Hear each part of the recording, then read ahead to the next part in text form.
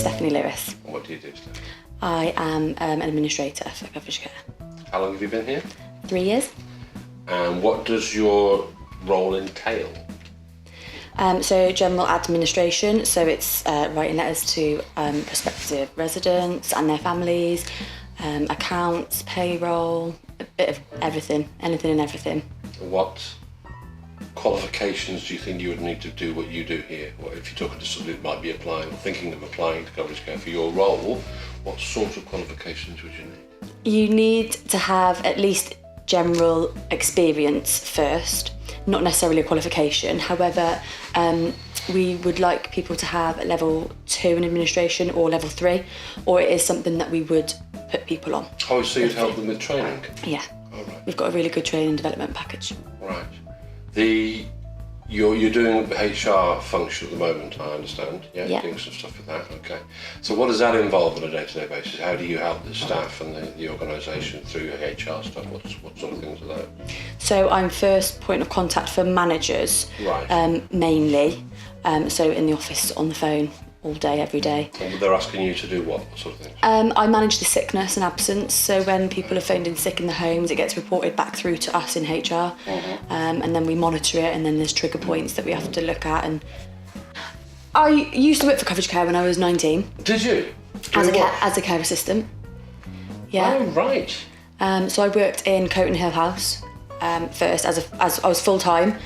It wasn't for me at the time. Why? I was very young and I found it really hard. It is a very hard job and I take my hat off to the people that do it. In terms of dealing with people who have needs. Yeah, and I wasn't patient enough at 19 to do it. Are you patient enough now? I am. But you're not doing it now. I'm not doing it now. I actually went and did my nurse training for a year. And unfortunately with the NHS, I wasn't supported. And I wanted to put my skills back into a job where... A care environment, not necessarily on the front line. And then there was a job here, and because I'd been here before and I know that it's a really good company to work for, they've helped me develop my skills that I already had. And I've completed a qualification alongside my job. You said it's a good employer. Good place to work. Why?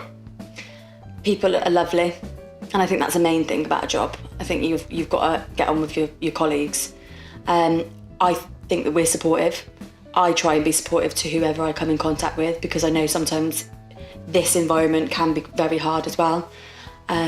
Yeah, it's brilliant. I love it. Well, actually, that little bit of experience you had when you were 19 probably helps you to do your job better now. Yeah, because I can understand where... You can relate to what's going on. Yeah, where people are coming from. Yeah. Because I've been there and done it.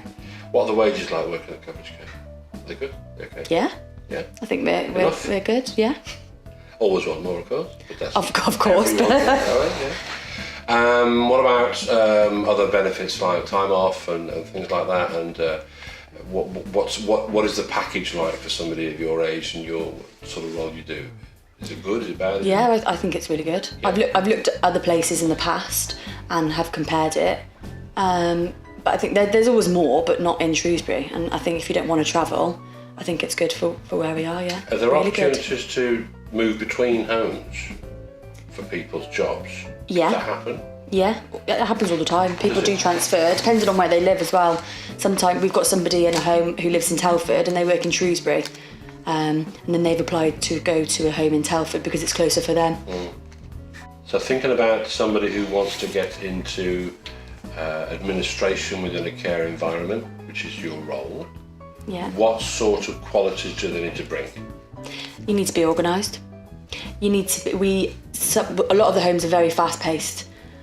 So you need to be on the ball as well. Do you? Yeah. Again, it's going to be frontline customer service because you're going to have families coming in, potential doctors, pharmacies, they're all coming in. So you're going to be front of house essentially. So you need you need to be smiley, Yeah, friendly. so you're representing the organisation, aren't Yeah, you? definitely. And I think a smile is the first thing that you should always welcome somebody with, because I think it puts a lot of people at ease as well. Yeah. Especially when they're coming in to visit their family. It can be quite a hard time and transitional time for families. And sometimes if they're feeling a bit down, that might be the only person that you see in that day.